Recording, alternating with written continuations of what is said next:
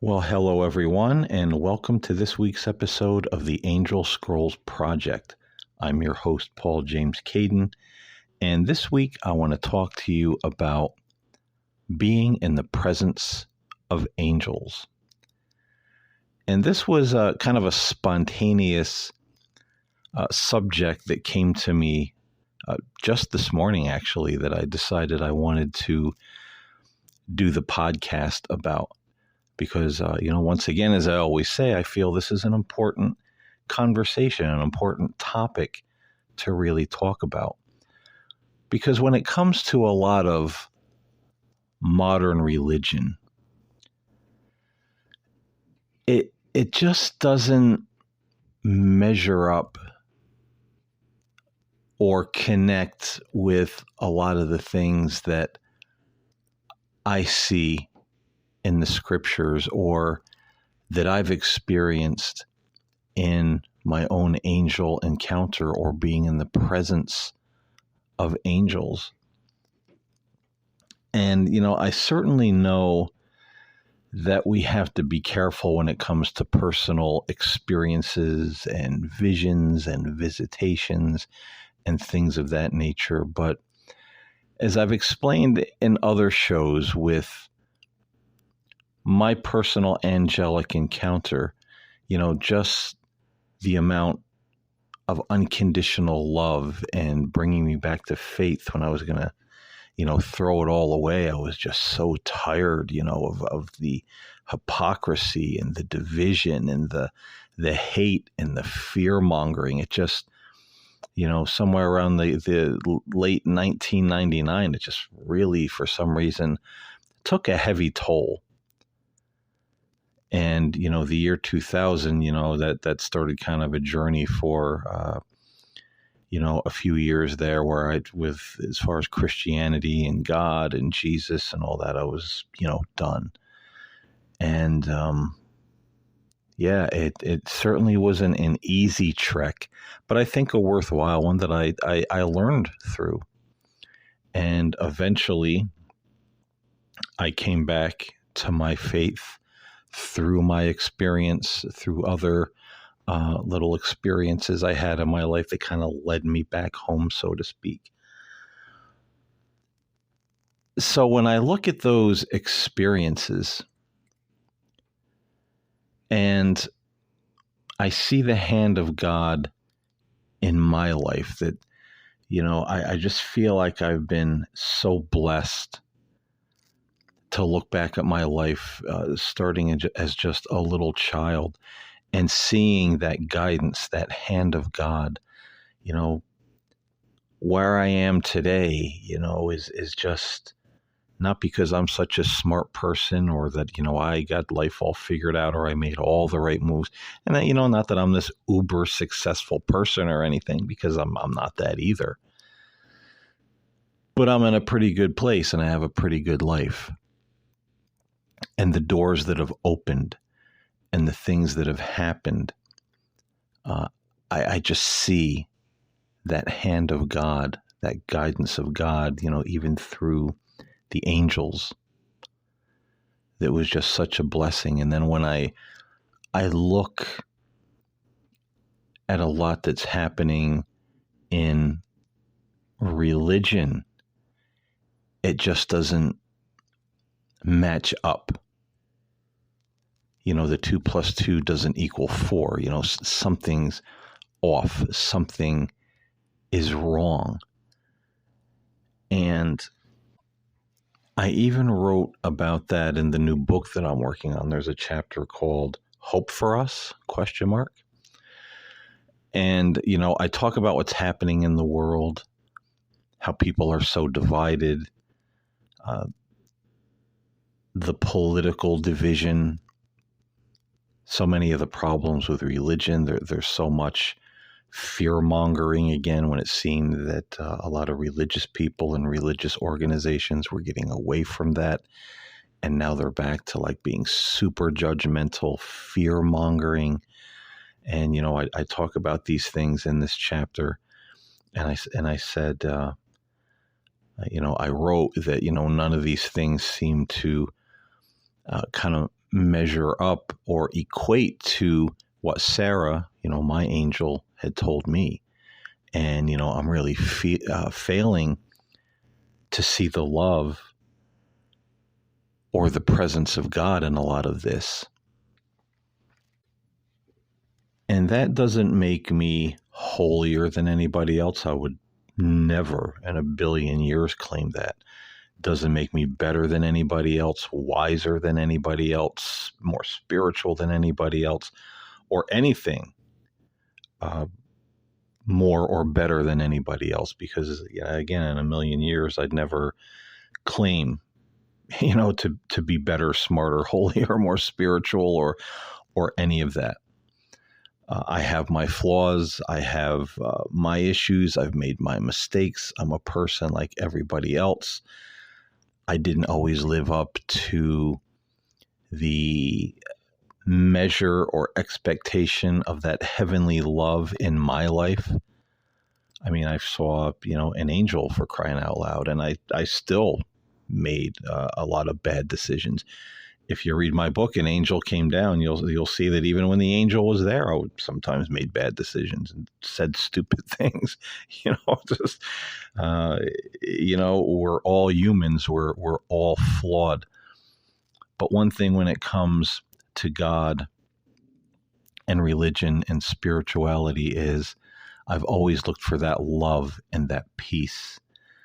There's a certain feeling there that I've encountered in my life, just in the presence of God and in the presence of, angels,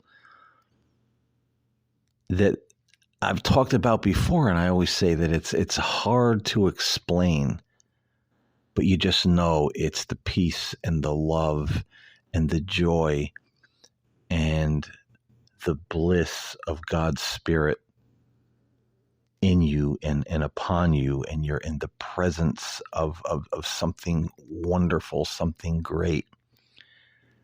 And for me, I started searching for that in a lot of religion, and it was very difficult to find, if at all.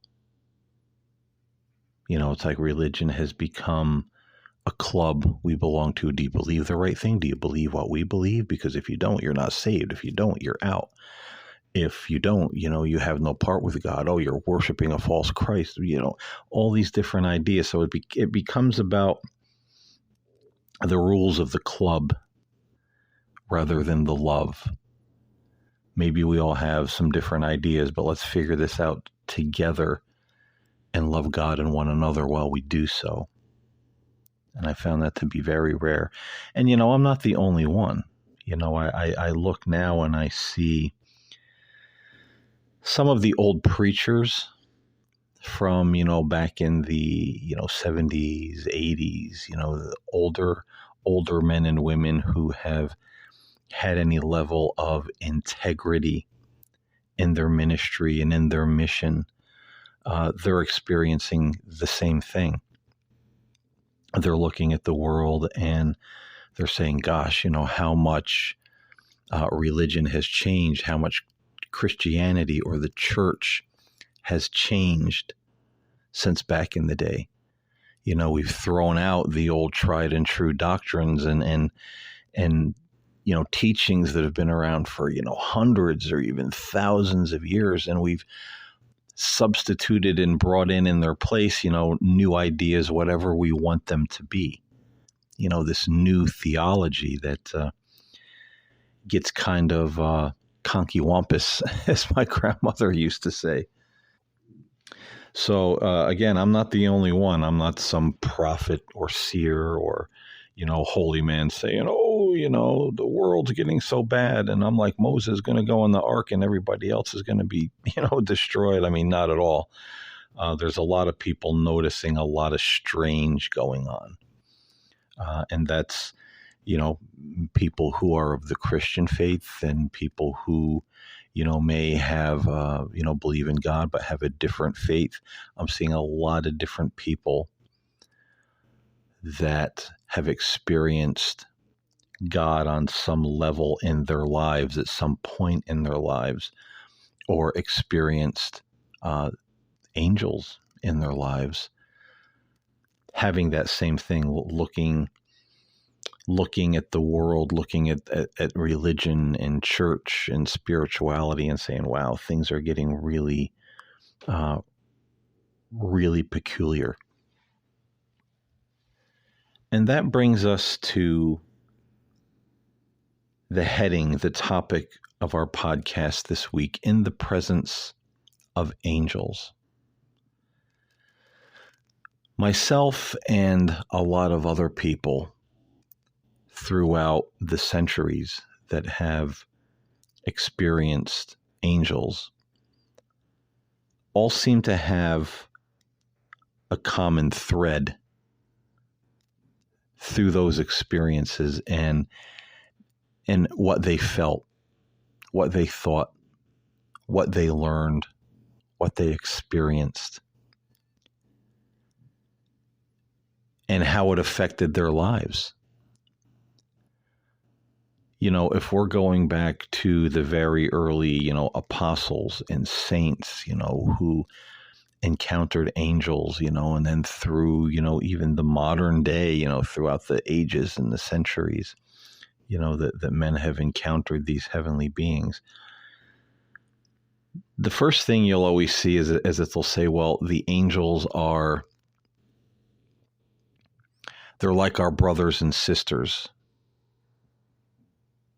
They love us very much. They are God's servants who are watching over us. I think it might have been Padre Pio who said, how would it affect you if you really realized that there was the Spirit being with you from the moment you're born to the moment you die, always watching over you, protecting you, inspiring you, and loving you. And many, in the early Christian church believe that when we died and we went onto the heavenly realms, that our guardian angels would always be a part of our lives, friends, companions, like family. They're connected to us personally. They're always going to be there throughout eternity. And so a lot of people that experienced angels say, the angels are like family.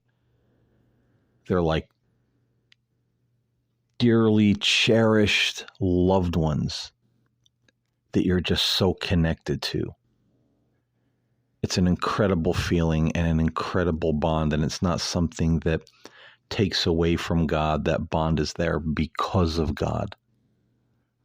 I always say when I talk about angels love us with the love of God that comes through them. They are channels of divine light and divine love. And that's why we feel such unconditional love coming from them and through them. The next thing you'll hear people say when they've been in the presence of angels is just that, the incredible amount of love and peace that they felt. And some people have described that they felt the angel before they saw it. If they, visually saw an angel as a being of light or a person or a shaft of light or an orb of light, angels come in many different forms in our lives. And many people have said they felt the angel before they saw the angel. Just that almost tangible feeling of love and peace and just, oh, this is so wonderful, this feeling. It's like coming home to the most wonderful, beautiful, peaceful place. And then the angel appears. Some people feel angels without seeing them. They'll experience that feeling of love and peace. And they'll say, oh my God, I knew at that point in my life that I was in the presence of an angel. And that's what inspired me to do this podcast this morning, this topic, because I was reading I have a little daily angel devotional that I read. Then I have my time of prayer and read some of the Bible. And it was just during my morning, reading and praying time that I just became aware of that presence. And I could sense like there was an angel just to my right on the other side of the room, kind of in front of me, but to the right. I didn't see it, but I could sense it and kind of see it in my mind's eye, that I knew it was there. And I just felt for maybe 2-3 minutes, just that feeling of love and peace. And I literally had goosebumps, and just felt so blissful. And I just, put down the books and just basked in that until it just, faded out. And that's, what inspired this podcast. And that's something a lot of people feel, the presence of angels, without necessarily seeing them, or they'll sense or see in the mind's eye where the angel is. It was over there in the corner on the left side of the room. It was directly in front of me. It was above me. It was over by the door. People will get a sense of where it is. And that's a very real thing, and a form of inward visions that we have when we sense spiritual beings like angels. So the love and the peace is the next thing people who experience angels always talk about. The third thing is immediately they feel more drawn toward God and or toward Christ.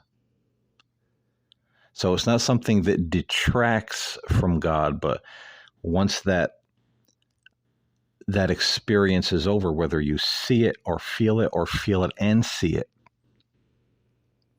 you immediately know where that experience came from. This was a gift. This was a blessing from God. It will just leave you not only feeling, happy and glad and blissful and love and excited, because of the presence of the angel, but it will immediately just make you feel love and awe and grateful and drawn toward God. And the big thing a lot of people talk about when it comes to being in the presence of angels is the after effect, the humbling after effect. And I don't mean humbling in the sense that it knocks you to your knees like, you unworthy worm of a human, and be so humbled that you were in the, that can happen, where sometimes you can have these experiences, from God or, an angel. And you just realize, man, what a flawed thing I am, I'm humbled by that. But that's not what I'm talking about. Though that can happen, the thing most people feel when it comes to being humbled is realizing how much,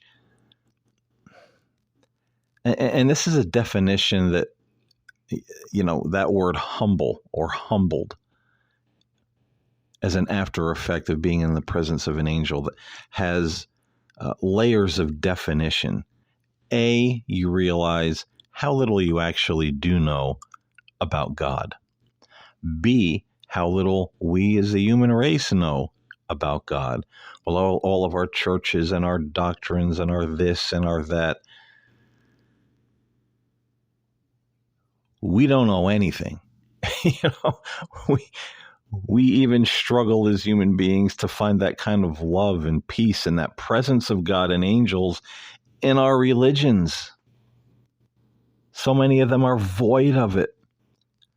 because they think it's the letter of the law. We have to believe what we believe, or believe what we tell you to believe, or do what we tell you have to do. And we got all kind of dumb things, in all these different kinds of churches. Don't wear earrings, don't wear dresses, don't wear perfume, don't dance, don't listen to music, don't watch this kind of movie, don't read this kind of book, don't listen to any other music except gospel music. There's all kind of crazy things. Celebrate the Sabbath on this day, not that day. Don't eat this kind of food, or don't eat this kind of food on this particular day. There's all kind of things that we cobble together and say, oh, this is from God. This is how we believe in God. But that love and that awe and that peace and that feeling that I described earlier is just missing. And when we experience that feeling, that's when we step back and go, holy crap, Batman, I really don't know anything about God. And apparently none of us do. Because none of us are coming close to that. And we don't even seem to be really seeking that, or know that that exists, because we're so blinded by it, by our religion. And the next thing you experience in that humbling is kind of twofold. You want to help other people. You just want to be good to other people. You just suddenly want to become to other people what the angel was to you. And I guess that's where some people get the title Earth Angel. Be an Earth Angel. Help other people, be an Earth Angel. You want to be an Earth Angel. You want to bring that kind of love and kindness, unconditional love and peace and goodness into the lives of other people. You want to be that angel in someone else's life. And it's not harsh. It's not judgmental. It's not beating people down. It's not saying, thus saith the Lord, you are going to burn because you wore red on a Thursday when you're supposed to wear yellow, or some nonsense like this. That has nothing to do with it and no part of it. You just want to help people and be kind to people. And tied right to that is you want other people to experience that kind of love from God and from the angels. It's like you struck gold. You walked into, a hidden cave in the forest somewhere and found the most spectacular thing, and you want everybody to go to the cave and experience it too. Because that goes right with, hey, I didn't know anything about God. Apparently none of us do. Holy cow, people, if we could all experience that for 5 minutes, it would probably change the face of our religions, change the face of our society in so many different ways. Because once you experience that, nothing else measures up. You wouldn't trade it for money. You wouldn't trade it for fame. You wouldn't trade it to live somebody else's life that you envy. You wouldn't trade it for anything. That feeling is so wonderful. You would never want it to be taken away, or go back in time and have something else replace it. It's everything. And you want other people to experience that so bad. Because once you experience that, and it's not, it's not like we're not going to make mistakes. We're human beings. Yes, we can experience that and still act like complete idiots, make bad decisions, make other people mad, hurt other people's feelings, do things we shouldn't, that we have to go to God and say, oh man, I blew it. I'm sorry. But fundamentally on the deep level of our heart and soul, it changes us, that even if we do make mistakes, we apologize, we make restitution, we try to make it better, we try to make amends, not just like so many people today. I did what I did, I said what I said. At the end of the day, that's me, and you got to live with it. No, that's not how it is.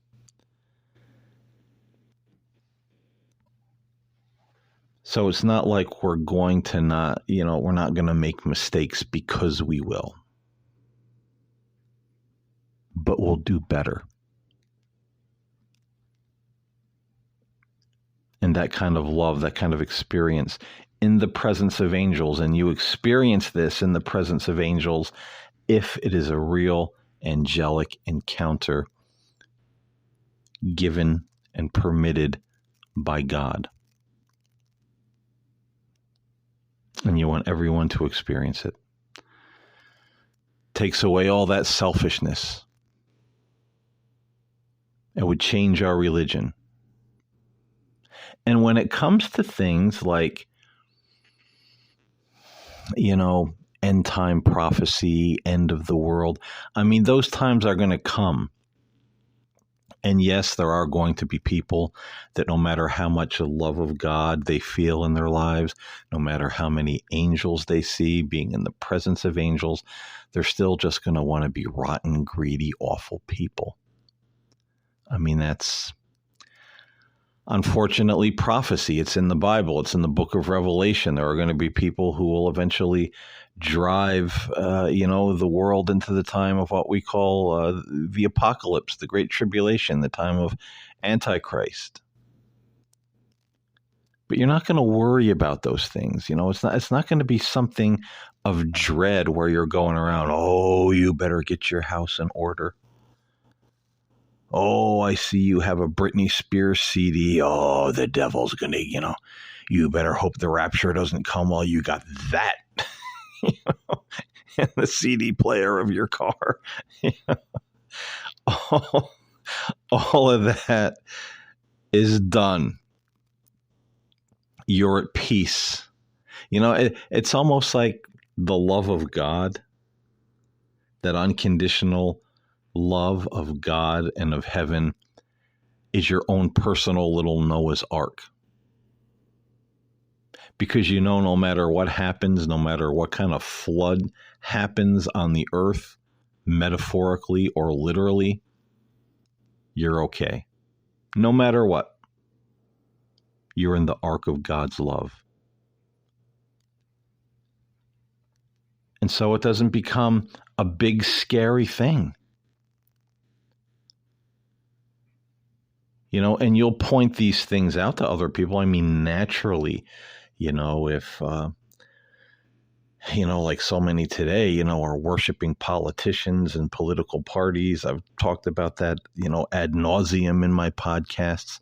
Of course, you're going to warn people and say, hey, look, this kind of thing is, written about for, the end of days, and look what people are doing. Look what you're doing. Is that really the road you want to go down?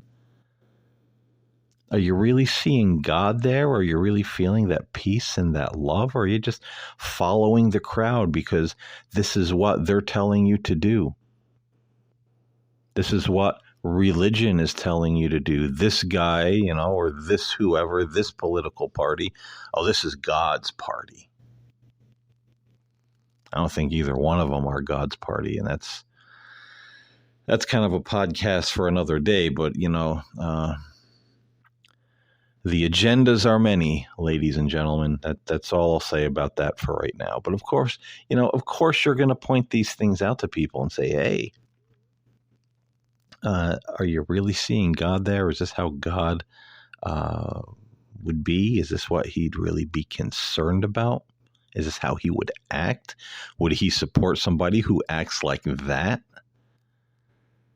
And don't give me the old excuse, well, nobody's perfect, and King David made mistakes too. Come on. we all make mistakes, and then there are people who just run amok with bad decisions, ignorance, arrogance, hatred, you name it. So if we see somebody that doesn't even seem like they're trying, and everybody's saying, oh, this person's from God, this is from God, let's all jump on that bandwagon, then we need to think twice. And naturally, we're going to, warn people about that sort of thing. But it really does change a lot in your life when you're a person who is legitimately seeking God, wanting to experience God. You love God, you love other people, you're not into all this judgmentalism, and then you stand in the presence of angels, whether you see them, whether you sense them, just how that changes you. It kind of flips everything on its ear. But everything you see, everything that you take in when it comes to God and religion and spirituality, you start looking for the love. And if you don't find that feeling, that presence, any hint of that wonderful feeling in the religion, you back away from it. Because God really isn't there. And, could those kind of religions be, what the Bible speaks of in the last days? People will, they will believe in God. They'll have a religion, but it will be powerless. They'll be denying the power thereof. As, I'm paraphrasing the Bible. Is that what it's talking about? I sometimes think that it is. Because what is the power of God? It's love. God is love. God is love personified. And you see, a lot of people try to get around that by saying, well, God isn't always love. He has a judgment side too. Just look at this and this and this. Well, yeah, but that judgment side is for the people who are given chance after chance to step into his love and find salvation and find forgiveness and turn their lives around. They're given chance after chance, but as we see, in the book of Revelation, they don't take it. They continually shake their fists in the face of God, spit in the face of God, and say, I'm going to do what I want to do. And nothing's going to change that. Not another person, not an angel, and not God. And strangely enough, we see a lot of that kind of attitude really pervading the world right now, even in some religious circles. But nonetheless, I digress. These are the people that right up to the end say, I don't care, screw you, God, I'm going to do what I want. I'm going to be greedy, I'm going to be violent, I'm going to, worship whatever weird God I want to worship, I'm going to, no. These are the people that eventually see the judgment side of God. Those of us who are already in, the safety of the ark of his love, well, we're not going to see that. Not that we might not see some hard times as things on planet Earth go from bad to worse. But that's not God pouring his wrath or his judgment out upon us. It's not for us. Doesn't the Bible says that we We are not destined for wrath. Those who believe in God, those who are in Christ, wrath and judgment, that's not our lot. We've been kind of taken out of all that, saved through all that, if you will. So these people that want to make excuses, oh, well, God's not always love. Some people read the Bible, some people believe in God, and all they want to do is see the love of God. Yeah, because God is love. The Bible never says God is wrath, God is judgment, God is hate, God is angry or anger or whatever. Because God is love.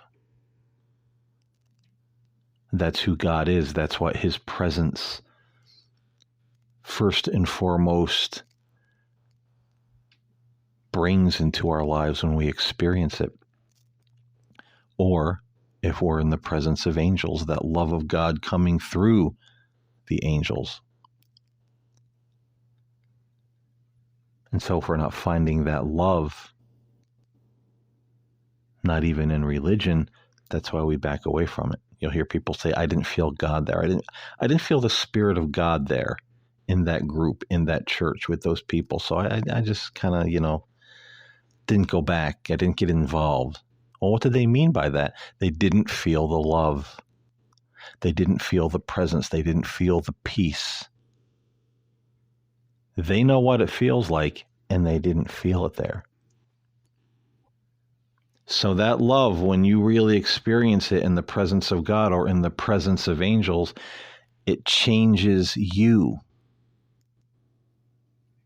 And you start to see everything through the lens of that love. Everything people do in government and religion and their personal lives, you begin to see where that love is lacking. And it's not that you're judging people like, oh, look at them. Because you're also aware when it's lacking in your own life. Sometimes you're doing great, and sometimes you're out there acting like a fool. And you got to look in the mirror and say, wow, I haven't really been feeling or reflecting that love very much today or the last week or the last month or whatever. I've been really, mad and short and, insulting or, just a jerk or whatever the case may be. So the finger points right back at you as well. But you begin to see everything through the lens of that love.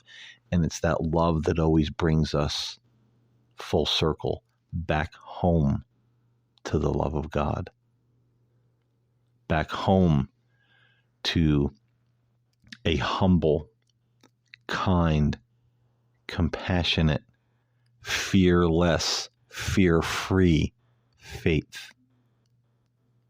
A faith that is not judgmental, not divisive, not trying to scare other people into believing what you believe. Oh, you better experience what I'm experiencing or you're going to go to hell, because outside of the love is hellfire and brimstone. No, you're not going to do that sort of thing. You think about it this way. How would it be? Think of a couple or yourself if you're married or have a significant other or somebody that you really love in your life. How would that relationship have panned out if you went to that person or they came to you in the beginning and said, you know what? I love you. And I want to marry you, and I want to be with you. I want you in my life. You mean the world to me. But if you don't accept my love,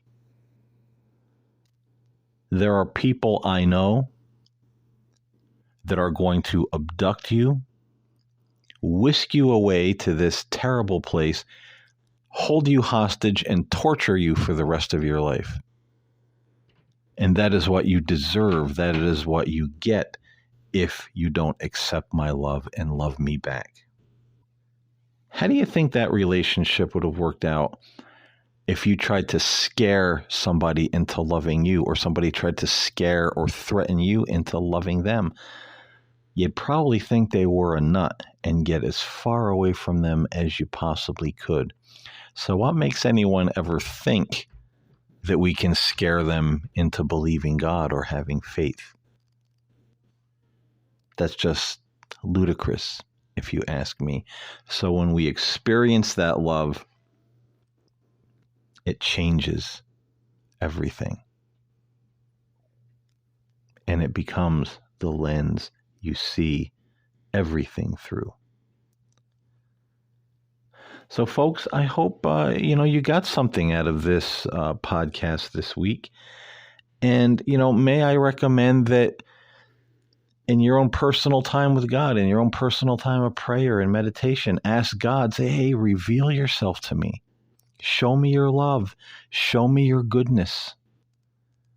May I stand today in the presence of angels and feel your love and your peace and your protection.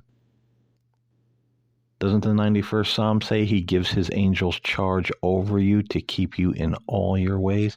Pray those scriptures. Ask God to reveal his peace, his presence, and his love to you. Ask him to reveal it to you through the presence of angels.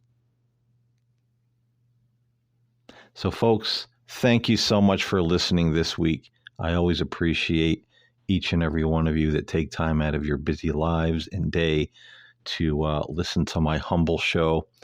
And I hope before we talk again, you will experience the presence and the love of God and angels in your life, because it is life-changing. So drop me a line, email me, nocturnalmagic@gmail.com. My email will be in the podcast description below. Drop me a line if you have questions or if you experienced that love this week and how it affected you. How did it happen? How did it make you feel?